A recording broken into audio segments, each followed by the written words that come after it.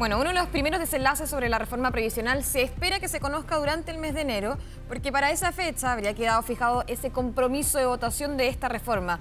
Mientras una de las grandes interrogantes sigue presente, ¿qué pasará con ese 6% extra de cotización?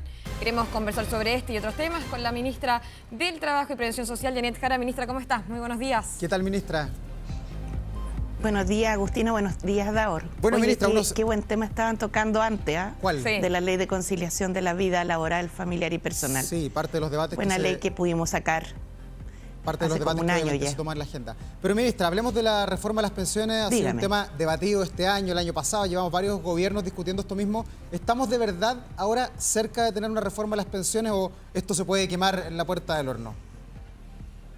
Mire, yo creo que aquí todos los caminos pueden ir contribuyendo, pero si esto no se cierra al final no va a haber acuerdo. Entonces diría que más que cerca o lejos, lo que estamos es en horas cruciales, muy importantes para saber si esto cierra bien o no. ¿Y esas horas cruciales cuáles son? ¿Cuál es el plazo, el día de alguna manera? Sí.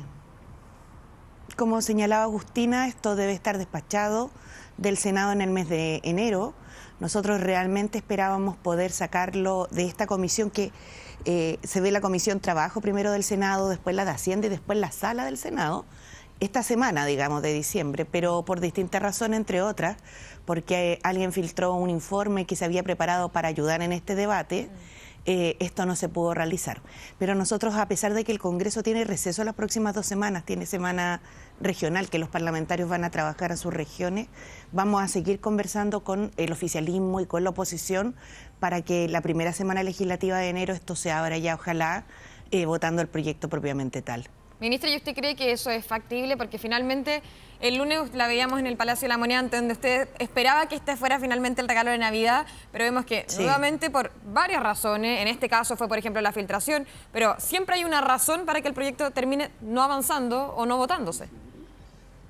No, es verdad, siempre ha habido una razón, se han dado múltiples razones, ahora fue este tema de la filtración del informe, que es muy lamentable. Yo realmente creo que quien haya filtrado el informe, no sé qué objetivo puede haber tenido, porque nosotros con la oposición estamos conversando para que esto avance. Yo creo que va a ser posible, tengo la esperanza en que lo podamos lograr, Agustina, pero es cierto que ha sido extremadamente difícil, de verdad, y yo creo que la ciudadanía tiene que saberlo, porque mientras algunos queremos encontrarnos en un acuerdo que nos permita subir las pensiones ahora, usted sabe, la propuesta del gobierno originalmente contemplaba un 6% de solidaridad, entonces las pensiones podían subir mucho más. Entonces ahora va a ser una alza más acotada, pero vamos a poder destrabar este nudo. El punto es que todavía hay gente que está porque este acuerdo fracase, y eso le hace mal a Chile, porque más allá de cómo se distribuye el 6%, que es lo que siempre me preguntan, si aquí no hay acuerdo, aquí no va a haber 6%. Eso es lo que hay que tener claro. Las pensiones no van a subir, las AFP van a seguir tal cual ganando sus utilidades y el sistema político va a seguir sin la capacidad de resolver los problemas que afectan la vida cotidiana de las personas. Ministra, de todas maneras hemos entrevistado aquí a un montón de parlamentarios del oficialismo, de la oposición, y se ve que también hay acuerdos en algunos puntos, como por ejemplo corregir los problemas que hay con las mujeres y los temas de la vejez y todo eso, pero el debate del 6% es ineludible, es lo más mediático quizás de toda esta discusión. Hoy día estamos más cerca de ¿qué? 6-0 ya no se puede. 3-3 hemos visto que también se está cayendo esa posibilidad. ¿Qué es lo que a usted le da más certeza en cuanto a la discusión y la voz de los senadores y los diputados? Mire, Davor, lo que pasa es que dos cosas me dan cierta esperanza. Lo voy a poner en eso, nos dan, más que me dan, nos dan. Lo primero es que yo diría transversal, que las mujeres no pueden ser castigadas por vivir más. Porque como hoy día el sistema de pensiones, la tabla de mortalidad de la mujer es más larga que la del hombre, su saldo se divide en más meses y por tanto la plata le rinde menos, como dicen las señoras, ¿no? Entonces su pensión se castiga en un 11%. Eso yo diría que ya es un punto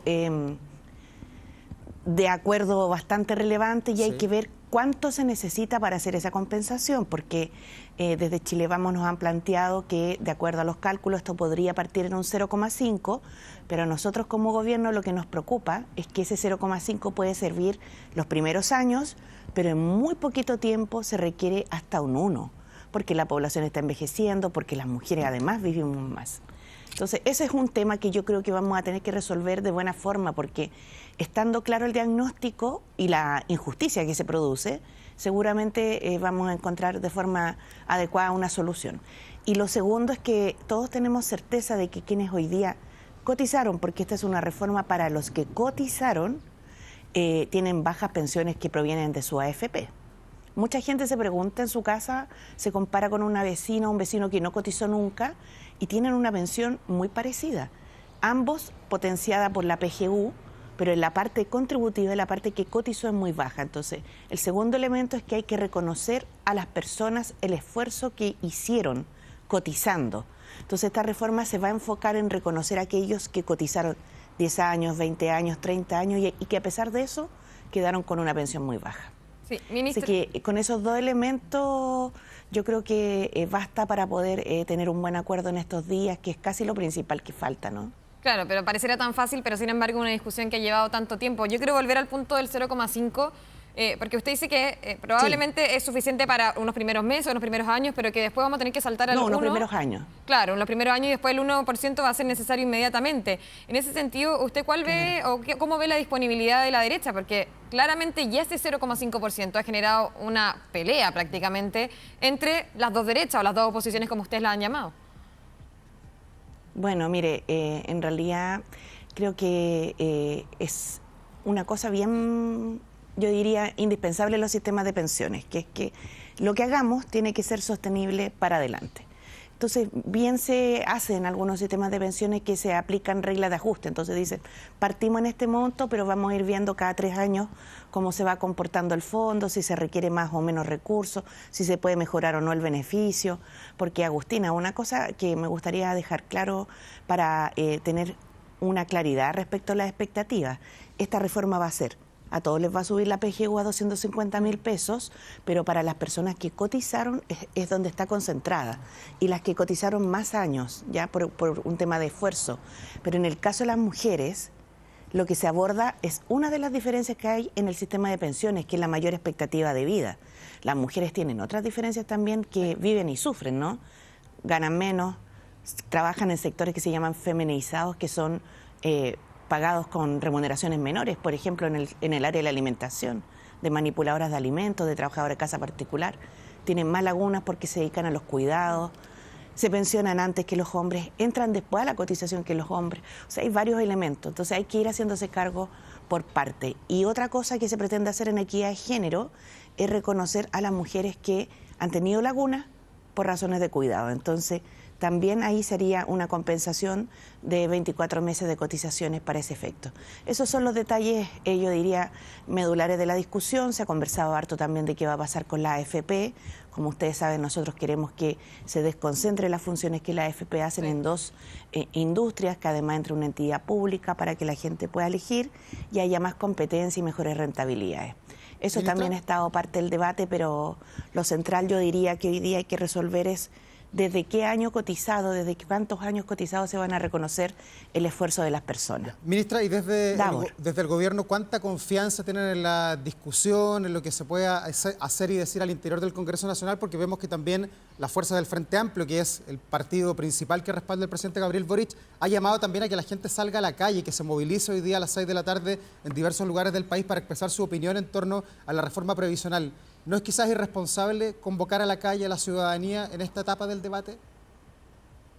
Yo creo que puede haber una comprensión distinta de lo que hizo el llamado del Frente Amplio, porque de acuerdo a lo que nosotros sabemos y entendemos, y así ha salido en redes sociales, lo que ha llamado es hacer un volanteo para informar de los beneficios de la reforma previsional. De todas maneras, los partidos tienen su propia autonomía, ¿no? A nosotros como gobierno lo que nos corresponde es gobernar, buscar acuerdos y tratar de dar soluciones y no excusas. ¿Pero a usted no le molesta esta expresión ciudadana? Y se lo pregunto porque hace algunas semanas, cuando se expresaron los funcionarios públicos, usted dijo que no le encontraba mucho sentido que estén en la calle protestando. ¿Por qué ahora sí? Claro, porque son contextos distintos, Davor, porque ayer era una marcha con un paro antes de sentarnos a conversar. Aquí es un volateo para informar de, ¿cómo se llama?, de los beneficios de la reforma. De todas maneras, yo creo que lo importante aquí es que el proyecto avance en el Congreso, porque si no avanza ya no le vamos a dar solución a las personas. De todas formas, yo misma marcho siempre todos los 1 de mayo y en ese caso, aunque se quiso plantear respecto al paro de los funcionarios públicos como que había una oposición o una mirada distinta porque ahora estaba en el cargo de ministra, quiero decir que eso no es así. Yo todos los 1 de mayo acompaño a los trabajadores. Lo que pasa es que a mí me parece que para negociar, primero es mejor escucharse y después, si hay alguna forma en la que los trabajadores quieren ejercer alguna medida de presión, hacerlo. Pero aquí, a mi entender, se puso como al revés, como dicen, la carreta ante los bueyes. Pero los trabajadores también son autónomos y pueden hacer lo que les estimen, ¿no? Lo que estimen pertinente. Ministra, yo le quería cambiar de tema porque sabemos que ya mañana es el último día de la ministra Camila Vallejo en el gobierno, se va a su etapa de prenatal, después postnatal. Hay muchas voces que dicen que sería usted la que tomaría ese rol. Así también lo hemos visto, por ejemplo, cuando la ministra no está presente en La Moneda, es usted la que entrega esa vocería. ¿Ya podríamos confirmar que es usted la que se va a encargar entonces de la vocería en el Palacio de La Moneda, considerando la ausencia de la ministra Vallejo? Mire, ese es un tema que va a decir el presidente de la República. La verdad, yo por ahora tengo la responsabilidad que el presidente me ha encomendado, junto con el ministro de Hacienda, que es tratar de sacar esta reforma adelante, y si hay otras tareas que tengamos que asumir, vamos a estar disponibles, pero es una decisión absolutamente propia del presidente de la República.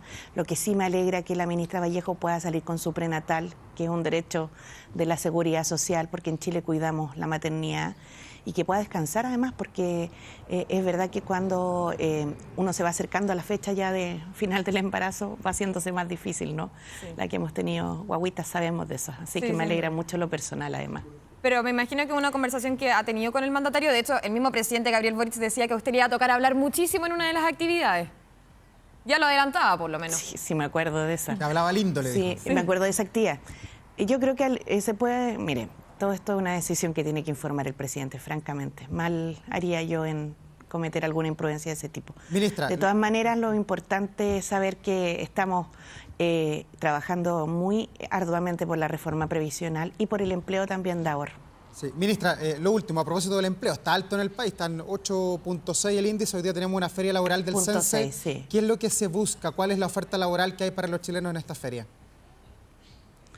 Sí, qué bueno que tocamos ese punto. Mira, hoy día y mañana, desde las 10 de la mañana, está la feria laboral de CENSE en Estación Mapocho, Metro Calicanto.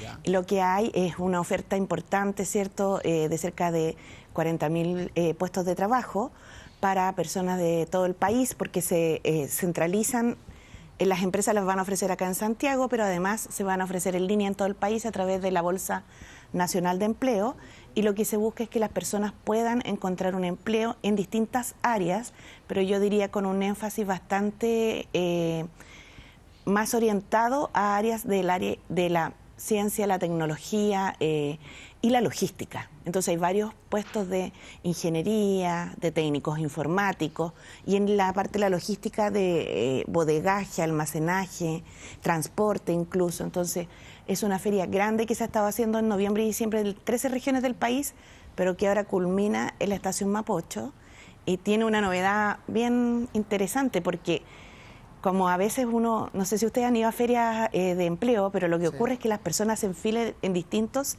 stands y después quedan como con la duda si invirtieron mucho tiempo en un stand que en otro, si era realmente para ellas. Entonces aquí van a haber 10 stands de orientación con personas que van a estar ayudando para este match laboral, ¿no?, entre el que busca trabajo y el que ofrece trabajo. Y eso son stand de reclutamiento asistido, así se llaman, los provee el CENSE. Su directora Romanina Morales ha estado muy activa en este tipo de iniciativa, y esperamos que se pueda producir este encuentro entre la empresa y los trabajadores y trabajadoras, que es verdad, nos ha costado recuperar empleo, aun cuando se han creado más de 500.000 empleos en el gobierno del presidente Boric. Tenemos todavía un desafío grande en materia de empleo. Así que es muy importante seguir recuperando cierto trabajo, reduciendo inflación y fomentando crecimiento y inversión. Sí, ministra, iniciativa entonces completísima, por supuesto, porque además de poder encontrar entonces las diferentes stands de trabajo, existe toda esta parte previa. Muchas gracias por esa invitación, dejamos por supuesto la invitación hecha a todas las personas, y muchas gracias también por su tiempo. Que esté muy bien. Que esté muy bien, ministra, que tenga una buena jornada. Muchas gracias, buenas. Hasta luego.